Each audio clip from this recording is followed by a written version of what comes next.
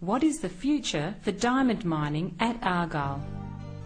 The AK1 open pit is about 2 kilometres long and 1 kilometre wide. This open pit operation will continue until about 2010, beyond which it is unlikely that open pit mining would be economically viable. For this reason, in February 2003, Argyle commenced a feasibility study into underground mining. This has the potential to extend mine life for 10 or more years after the open pit operation is completed. The feasibility study includes the construction of a 2.5 kilometre tunnel known as an exploratory decline.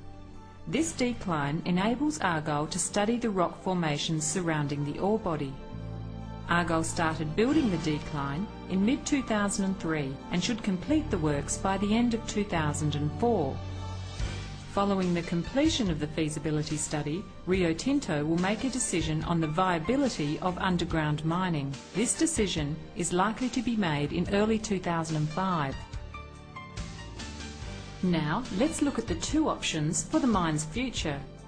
Firstly, we'll look at what would happen at Argyle if underground mining does not go ahead and the mine closes with the end of open pit mining. This is what the open pit operation would look like in its final years. The open pit and waste dumps would get bigger and the mine would operate as it does now. Open pit mining would finish in about 2010. Following the closure of the open pit mine, there would be some options to make the pit area safe. Rehabilitation works would be implemented to ensure the land is stable and that there is no erosion. After rehabilitation, the land would resemble its state before mining began. Now we'll look at the other option for the mine's future, underground mining. If underground mining does go ahead, it could extend the mine life by a decade until 2020. If the underground operation was implemented, building works would begin in 2005. It would take 5 years to build the underground mine. During this time, open pit mining would continue. Safety of all employees would be crucial to the planning, building and working of the underground mine.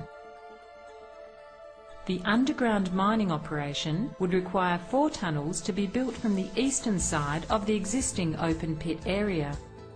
One to get to the underground area by vehicle, another to take ore to the surface via conveyor, and 2 more to take cooled air to the workspaces below and to remove the stale air.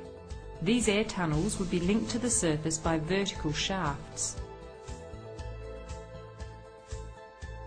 Different techniques would be used to mine underground, depending on the ore body's depth and shape. For mining purposes, Argyle has named sections of the ore body. They are the main ore body, which will be mined underground, and the northern bowl.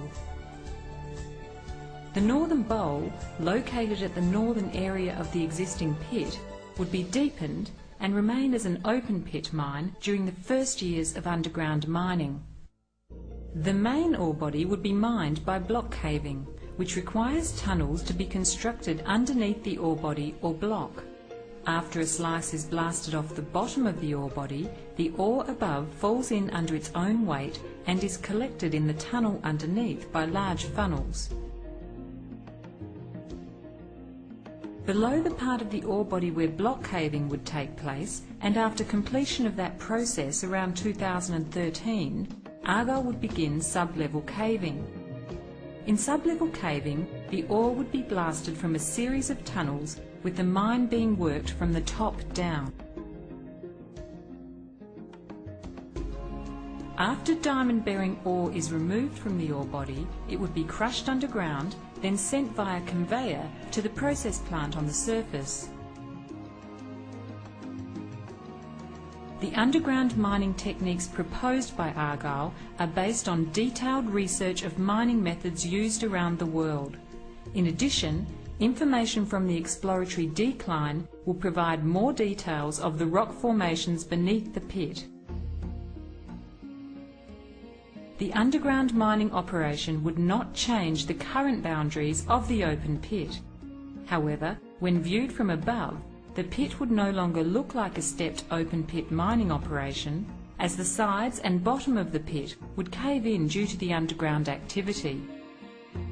Importantly, the current waste dumps won't become larger, as mainly crushed diamond-bearing ore would be brought to the surface for processing. An extra 70 million tonnes would be mined, so the amount of tailings produced would increase. Unless more diamonds are discovered during underground mining, it is likely that the underground mine operations would finish in about 2020. Argyle would consult with traditional owners, local Aboriginal people and other stakeholders when planning for the closure and rehabilitation of the underground mine.